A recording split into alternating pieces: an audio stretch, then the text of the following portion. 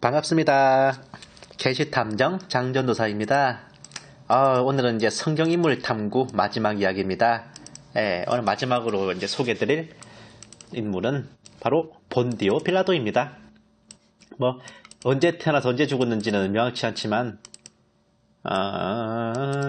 서기 26년에서 36년까지 유대 총독을 지냈죠. 주소는 유대 예루살렘, 서기 36년 이후에는 로마, 직업은 유대 사마리아 이두메의 5대 총독이었습니다. 가족관계는 와이프 클라우디아가 있었죠. 총독이라는 직책에 대해서 이 당시에는 이스라엘 지역을 이제 포함해서 총괄하는 사람은 시리아 총독이었고, 그러니까 이 빌라도는 이 시리아 총독 밑에서 유대 사마리아 이두메 지역을 담당하는 일종의 지사, 도지사 같은 그런 지사 개념이었다고 해석하는 것도 있습니다. 그래서 정확한 호칭은 이제 유대 총독 빌라도가 아니라 유대 지사 빌라도가 돼야 된다는 것이죠. 총독이나 지사나 비슷한 것 같은데, 이거 왠지 영어로 쓰면 똑같은 단어일 것 같은데, 그래도 그런 이제 시각 해석도 있다는 것을 한번 참고 삼아 알려드릴게요. 지난번에 이제 예후편 여러분께 들려드리고 나서 곰곰이 다시 생각해봤죠. 한결같은 제 행실들, 무엇이 옳은지 그런지 알지만, 머리로는 알지만 주변의 이목 때문에 또는 이런저런 상황 때문에 타협을 하고야만은 그런 것들, 전편에서도 여러분들께 한번 이런 것들에 대해서 얘기를 해보았습니다. 죄라는 걸 알면서도 다시 유혹을 이기지 못해서 손을 뻗는 저를 거울에 비춰보면서 인간은 참 약하고 약한 존재라는 걸 깨닫죠. 예수님을 믿는다고 하지만 이건 답이 안 나오는 죄인, 알면서도 행하지를 못하는 나약한 저를 보며 2000년 전에 한 사람이 생각났습니다. 전 세계 수십억 인류가 한 번쯤은 들어봤을 그 인물, 특히나 인류의 33%에 달하는 크리스천들과 카톨릭 신자들에게는 수천 년간 죄악과 저주의 상징으로 불려진 그 작자, 언감생심 예수님을 고문하고 십자가에 못 박은, 진실로 찢어 죽여서 내 몸보신 해도 시원찮을 그 놈, 바로 유대 총독 본디오 빌라도입니다. 역사에 나와 있는 빌라도의 행적은 그리 명확하지 않아요. 본래 정통 로마인도 아닙니다. 폰토스 지방에서 로마 황제를 위해 뛰어난 용맹을 펼쳐 처음으로 요직에 발을 들여놨고, 특히 창술이 뛰어났습니다. 그를 향해 즉 필름을 가진 자, 필라투스라고 불렀죠. 창을 든 폰토스 사람, 로마어로는 폰티우스 필라투스, 영어로는 폰티우스 필레이트, 성경에 기록되기로는 일명 본디오 빌라도입니다. 그는 백부장 시절에 유력한 로마 귀족의 딸 클라우디아와 연애하여 결혼까지 성공했고, 처가댁 덕을 톡톡히 모았는지 승진을 거듭 유대 사마리아 이두메, 옛날로 말하면 에돔 지방을 다스리는 총독까지 올랐습니다. 당시 로마 제국에서 총독이든 지사든 간에 그런 자리는 해당 지역의 행정권, 사법권, 군사권, 징세권을 다 가진 참 알짜비 금싸라기죠. 돈과 권력을 얻는데 다시 없을 요직입니다. 별로 느낌이 오지 않는다면 일제강점기 시대의 조선 총독을 생각하시면 느낌이 옵니다. 그래서 이런 속주 총독의 자리는 거의 집정관까지 거친 원로원 귀족들이 많이 맡는 자리였죠. 나는 새도 떨어뜨린다는 총독에 대해서 예루살렘에 부임한 그는 담대하게 로마 군단의 독수리 군기를 떡하니 성전에 내걸어 유대인들의 기선을 제압하려 했고, 당연지사 유대인들의 격렬한 시위를 불러왔습니다. 로마 총독의 가오가 있죠. 유대인들의 시위에 눈도 깜짝 했는데 유대인들이 우리가 다 죽어도 물러설 수 없다 하고 이렇게 내뻗자 그제야 사태의 심각성을 깨닫고 군기를 내렸습니다. 이거 시작부터 왠지 불안하죠? 하지만 이 사람이 그렇게 호락호락한 사람만도 아니었어요. 성전의 기금을 압류해서 수로 공사를 하고 유대인들이 해마다 내는 반세겔의 성전세까지 착복해버렸으니 유대인들과의 관계가 또다시 험악해졌습니다. 거기다 누가복음 13장 4절에 나오는 얘기가 있죠. 성전 기금으로 수로 공사를 하던 실로암에서 공사 중에 망대가 무너져 18명이나 되는 유대의 노가다들이 깔려 죽었습니다. 게다가 그 일로 인해 항의 시위를 하는 유대인들을 강제 해산시키면서 그중 갈릴리 사람들을 몇 명 죽여서 그들이 바치려던 희생제물에 그들의 피를 섞어버리는 만행까지 저질렀죠. 누가복음 13장 1절에 나와요. 총독 빌라도가 저지른 짓이 이렇습니다. 유다 땅에 민심이 좋겠어요? 당연히 민심은 술렁술렁하고 곳곳에서 열심당원을 위시한 반란 세력들의 준동이 잇따랐습니다. 심지어 로마의 앞잡이라 할 수 있는 그런 괴뢰정권인 헤롯 왕가마저 빌라도와는 원수지간이었습니다. 누가복음 23장 12절에서 예수님을 십자가에 못 박기 전까지 말이죠. 예수님을 십자가에 못 박던 그날 헤롯과 빌라도가 서로 원수였으나 당일에 친구가 되니라. 예병할 놈들. 이래저래 골치를 썩이던 본디오 빌라도. 그러던 어느 날 그의 앞에 예수라는 한 사람이 끌려왔습니다. 유대 곳곳에서 기적을 일으키며 천국 복음을 전했었죠. 자신을 하나님의 아들이라 칭했습니다. 나귀 새끼를 타고 유대인의 왕으로서 예루살렘에 입성했습니다. 그리고 마침내 대제사장과 바리새인들의 음모로 같은 유대인들의 손에 체포되어 자신에게 넘겨졌죠. 아무리 법대로 따져봐도 그는 죄가 없었습니다. 특검에서 차고 넘치는 증거가 있다고 해도 박근혜 대통령의 죄를 밝혀내지 못했던 것처럼 이 예수라는 사람도 무죄했죠. 빌라도의 아내는 전승에 의하면 꿈에서 본디오 빌라도에게 고난을 받아 살아는 문구가 수많은 사람들에게 대대로 읽혀지는 것을 보았고, 물론 이거는 이제 전승에서 전해지는 얘기입니다. 즉시 남편에게 달려와 예수를 풀어줄 것을 청합니다. 과거 카이사르가 자신이 죽는 것을 꿈에서 본 아내의 만류에도 불구하고 원로원으로 나왔다가 칼침을 맞아 죽은 것을 알고 있던 빌라도는 아내의 꿈 얘기에 한층 더 마음이 동했죠. 궁여지책으로 갈릴리가 헤롯 왕의 소관임을 알고 헤롯 왕에게 넘겨버렸지만 헤롯 왕은 도로 예수를 빌라도에게 넘겨버립니다. 심지어 반짝반짝 빛나는 옷까지 입혀서요. 예수가 무슨 죄를 지었냐고 물어도 계속해서 죽이라고만 외치는 유대인들. 심지어 로마 황제에게 상소하겠다고 협박을 하는 그들에게 질려버린 빌라도는 결국 밀란이 일어날 것을 우려대고 이런 민심을 원활히 수습하기 위한다는 그런 핑계를 대며 손을 씻으며 무죄를 주장했고, 그러니까 무죄라는 게 자기가 무고하다고요. 그 일에 대해서 예수가 흘리는 피에 대해 나는 책임 없쇼 하면서 예수님을 그렇게 십자가 언덕으로 보내고 말았습니다. 누구 생각나죠? 예. 국무총리 권한대행으로 있으면서 뻔히 대통령이 죄가 없다는 걸 알면서도 밀란이 일어나는 거, 폭동이 일어날까 두려워 이 사태를 원만히 수습한다는 핑계를 삼아 헌법재판소의 탄핵 파면 인용을 존중한다는 그 황. 아무튼 그로부터 4년 뒤 빌라도는 그리심산에서 순례를 온 사마리아인들을 학살하는 만행을 저질렀습니다. 그로 인해 황제로부터 이번엔 제대로 문책을 받고 파면을 당했죠. 그 후의 행적은 알려져 있지 않지만 참수당했다는 설이 있고 자살했다는 설도 있고, 아무튼 빌라도는 자연사는 아니에요. 뭔가 석연치 않은 최후를 맞았습니다. 그리고 2000년이 지난 오늘날까지 그의 이름은 사도신경에 실려 대대로 저주 섞인 이름으로 불려지고 있습니다. 과연 본디오 빌라도는 우리가 늘 알던 바와 같이 산채로 회를 떠도 모자랄 악당인가, 아니면 조금은 억울한 역사의 희생양이었을까요? 사실 당시 유대는 지금의 이라크나 아프간처럼 혼란스럽게 그지없는 동네였습니다. 억세고 끈질긴 아까 억세고 오래가는 건 에너자이저고, 억세고 끈질긴 유대인들은 과거 마케도니아가 다스리던 시절부터 율법을 목숨으로 사수하여 새로운 지배자인 로마에게서도 율법에 대한 인정을 받아냈습니다. 심지어 유대인의 무장력까지 허용됐죠. 이거 은근히 잘 모르시는데 예수님을 겟세마네 동산에서 잡아서 끌고 온 병사들이 로마 군인들이 아닙니다. 유대인 성전 경비병들이에요. 같은 유대 군인들한테 잡혀오신 겁니다. 예수님이. 사형을 제외한 모든 분야에서 유대인에게는 율법이 적용됐습니다. 일종의 치외복군이죠. 유대인에 대한 로마의 탄압도 무시무시하긴 했습니다. 연도는 불명이지만 요세푸스의 기록에 보면 6월절 등의 축제에 학살당한 유대인이 3만 명이 넘었습니다. 근데 이 같은 유대인끼리도 바리새파, 사두개파, 에세네파는 파벌 다툼이 벌어졌고, 열심당원, 원어로는 셀롯, 영어로는 질럿. 그 스타크래프트에 나오는 그 프로토스 그 보병 유닛 질럿 있잖아요. 그 잘 쑤시는 놈. 네.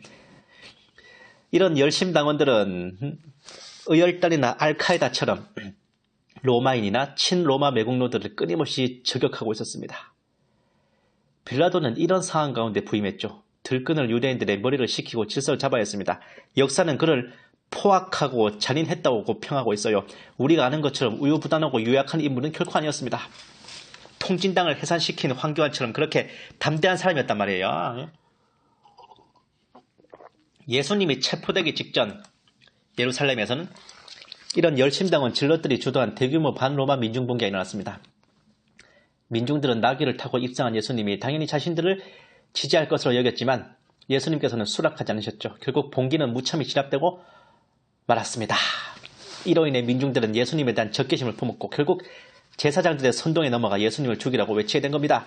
우리가 아는 것과 달리 겟세마네 동산에서 예수님을 체포한 군인들 로마 병사가 아니죠. 좀 전에 말씀드렸지만 로마 군인이 아니라 같은 유대인인 성전 경비병들이 예수님을 체포한 거예요.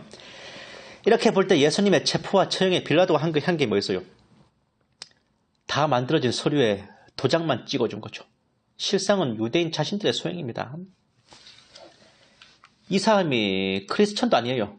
방금 막 잠재운 폭풍이 다시 터져나올 위기였고 로마 황제한테까지 상소하겠다고 협박을 하니 빌라도로서는 어쩌겠습니까? 죄도 없는 예수님을 채찍으로 치는 모습을 보여주면서까지 민중들을 진정시키려 했지만 결국 실패했죠.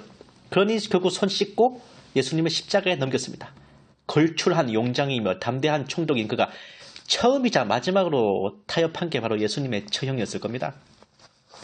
그러나 그것조차 결국은 하나님의 원대한 계획의 일부였고 결국 그로 인해 예수님이 십자가에 달리심으로 인류가 구원받지 않았는가라고 생각해보면 빌라도는 죽일 놈만도 아니라는 생각이 들긴 합니다. 하지만 빌라도는 경이 어찌됐든 간에 무죄한 예수님께 고난을 가하고 십자가에 못 박아 죽게 했습니다. 모르면 몰랐다고나 그러죠. 자신의 아내도 유대왕 헤롯도 자기 자신도 예수님이 죄가 없으시다는 걸 확실히 알았습니다. 그러나 그는 자신의 지위와 출세와 사욕을 더 걱정하였고 그로 인해 멀쩡한 생목숨을 끊고 말았죠. 옛날 탄핵 사태 때 헌법재판소가 그냥 탄핵을 기각이라도 했었으면 그게 제일 낫다 그러죠. 이거는 헌법재판소까지 올 요건이 안 된다. 에이 기각 물러가서 다시 상의하시오. 이래버렸으면 그게 더 낫다고도 해요. 마찬가지로 빌라도도 이때 굳이 그렇게 판결을 내리는 게 아니라 이것은 유대왕 헤롯과 좀 더 생각해 볼 일이다 해서 그냥 헤롯한테 넘기고 그냥 퉁쳤어도 되는 문제였을 수도 있습니다. 네. 하지만 자신의 지위와 출세와 사욕을 더 걱정했고 그로 인하여 멀쩡한 생목숨을 끊었죠. 지금 기준으로도 이것은 사법살인이라고 하는 겁니다. 하물며 그 만왕의 왕 만주의 주 예수 그리스도를 십자가에 못 박아 죽였죠. 주님께 채찍질을 하고 손과 발에 못을 받고 그 허리에 창을 찌르고 그 옷을 제비 뽑은 죄를 뭘로 변명할까요? 어떻게 실드를 칠 거냐고. 답이 안 나오는 전무후무한 죄악을 저지른 게 맞습니다. 사도신경에서 본디오 빌라도에게 고난을 받으사라는 대목의 원래 의미가 본디오 빌라도 치하에서 고난을 받으사라는 뜻이라고 해도 달라질 거 없습니다. 결국 빌라도의 소행이죠. 그가 대대로 지고 갈 업보입니다. 아마 빌라도는 이렇게 말하고 싶어 할지도 몰라요. 주님 왜 하필 저였습니까? 라고 말이죠. 그러기에 누가 뭐든 타협하래. 여담이지만 빌라도의 최후는 특이하게도 전혀 다른 극과 극으로 전해지고 있습니다. 한쪽은 그가 천벌받았다 그러고 한쪽은 그가 회개하고 주님의 사람이 되었다고 전하죠. 초대교회 시대를 지나며 빌라도는 차츰 인정받기 시작해서 예수님의 처형과 부활 후 선교사가 되어 복음을 전하다 순교했다는 설도 나옵니다. 빌라도와 그의 아내 클라우디아는 에티오피아 교회에서 성자 성녀로 추앙되었고 6월 19일이 성자 빌라도와 성녀 클라우디아의 축일입니다. 정경은 아니지만 외경에서는 빌라도 부부가 순교자의 일원으로 천국에 들어갔다고도 하죠. 예수님의 묻은 이적과 죽음, 부활을 증거한 일명 빌라도의 보고서는 예수님의 죽음과 부활 이후 빌라도의 회심과 신앙을 보여주고 있죠. 하지만 이 빌라도의 보고서는 위서입니다. 1800년대에 나온 소설책이래요. 씁쓸하죠. 다른 한쪽은 이제 빌라도가 지옥에서 고통당하는 것을 본 모 목사의 지옥 간증에서 나왔는데 빌라도는 지상에서 본디오 빌라도에게 고난을 받으사라는 말이 사람들에게 읽혀질 때보다 지옥 사자들에게 혹독하게 채찍질을 당했고 예배 시간 등 많은 사람들에게 동시에 외워질 때는 더욱 잔인하게 채찍질을 당했습니다. 온몸이 찢겨나간 다시 회복되어 또다시 고문을 당했지만 예수님을 향해 사형 선고를 읽었던 그의 혀는 저주를 받아 뽑혀져 나간 후 재생되지 않았다. 참고로 이 지옥 간증을 한 사람이 누구냐? 바로 그 무한단물 팔아먹던 이재록 만민중앙교회 이재록 목사입니다. 이것도 뭐 별로 믿을 필요는 없을 것 같습니다. 어쨌든 과연 어떤 것이 정말 진짜 빌라도의 최후일까? 참 저도 참 궁금해져요. 본디오 빌라도는 그의 생애 처음이자 마지막 타협이 그의 운명을 바꿨습니다. 그의 이름은 지난 수천 년간 저주를 받았죠. 앞으로도 사도신경이 낭독될 때마다 끊임없이 저주를 받을 겁니다. 그는 총독으로서 적법한 권한이 있었음에도 예수님을 석방하지 않았고 자기 입으로 그랬잖아요. 예수님께 내가 너를 죽일 권한도 있고 놓아줄 권한도 있다고 쥐가 입으로 그랬으면서 하기사 진리이신 예수님을 바로 눈앞에 두고도 진리가 무엇이냐고 물어보는 참 아둔함만 봐도 답이 나오긴 합니다. 적법한 총독으로서의 권한이 있었음에도 예수님을 석방하지 않았습니다. 예수님이 결백함을 알았음에도 판결을 올바로 안 했어요. 자기의 관할이 아니라면 책임을 타인에게 떠넘기려 했고 자기의 잘못을 시인하고 회개한 게 아니라 손을 씻는 퍼포먼스와 말장난으로 물타기를 했습니다. 아니 어째 이래 모든 것이 다 이거 황교안 씨랑 겹쳐요 이거 진짜. 아이고 정말. 하지만 생각해봅시다. 과연 빌라도의 죄가 우리와는 해당하는 사항 없습니까? 죄라는 것을 알면서도 핑계를 대고 구실을 붙이며 저지르고 많은 우리들. 우리 자신의 죄를 고백하고 주님 앞에 무릎 꿇기보다 다른 누군가에게 떠넘기고 손을 씻어야 마음이 후련해지는 우리들. 생각해보세요. 2000년 전에 빌라도는 손을 씻으며 나는 무죄하니 너희가 당하라며 유대인들에게 예수님의 죽음에 대한 책임을 떠넘겼습니다. 그리고 사도신경은 본디오 빌라도에게 고난을 받아서 십자가에 못 박혀 죽으셨다고 빌라도에게 그 죄를 묻고 있죠. 하지만 우리는 이걸 핑계로 예수님께 대한 죄악을 빌라도에게 떠넘기고 있지는 않은가요? 예수님께 고난을 준 자는 빌라도이니 우린 죄가 없다고 생각하고 있지 않습니까? 아니면 이런저런 당시 상황들을 보면서 빌라도도 저건 어쩔 수 없었네. 빌라도가 뭘 잘못했어? 이렇게 말하고 있지는 않은가요? 잊지 마요. 우리도 죄인이에요. 겟세마네 동산에서 예수님을 체포한 성전 경비병들 중에 우리가 있었습니다. 예수님을 채찍으로 치던 로마 병사들 중에 우리가 있었어요. 예수님을 십자가에 못 박으라고 외치는 그 군중 중에 우리가 있었습니다. 우리가 주님의 손과 발에 못을 박았고 우리가 주님의 허리에 창을 꽂았고 우리가 주님의 옷자락을 제비 뽑았습니다. 그때 그 사람들이 했던 게 아니에요. 바로 우리가 한 거고 제가 한 거였습니다. 그러나 주님은 우리를 용서하셨고 주님의 가족으로 받아주셨죠. 본디오 빌라도는 어쩌면 죄인된 우리의 모습을 선명하게 보여주는 샘플입니다. 그의 최후가 극과 극의 두 가지로 전해지는 것도 우리가 진정으로 회개하고 주님께 나아갔을 때 끝내 회개하지 않고 죄악 속에 머물 때 두 가지 운명이 어떻게 달라지는지 보여주기 위한 것이 아닐까요? 더 이상 우리 자신에 대해 자신감을 갖지 맙시다. 우리가 이렇게 의롭다고 하나님께 감사를 드리는 바리새인 그보다는 고개를 숙이고 가슴을 치며 통회하는 세리의 모습이 지금 하나님께서 우리에게 바라시는 가장 올바르고 정직한 모습일 겁니다. 본디오 빌라도에게 고난을 받아서 십자가에 못 박혀 죽으시고 예수님은 우리를 위해 십자가에 못 박히셨죠? 예수님으로 하여금 십자가에 못 박히시게 한 우리는 오늘 예수님을 위해서 어떻게 살아야겠습니까? 감사합니다.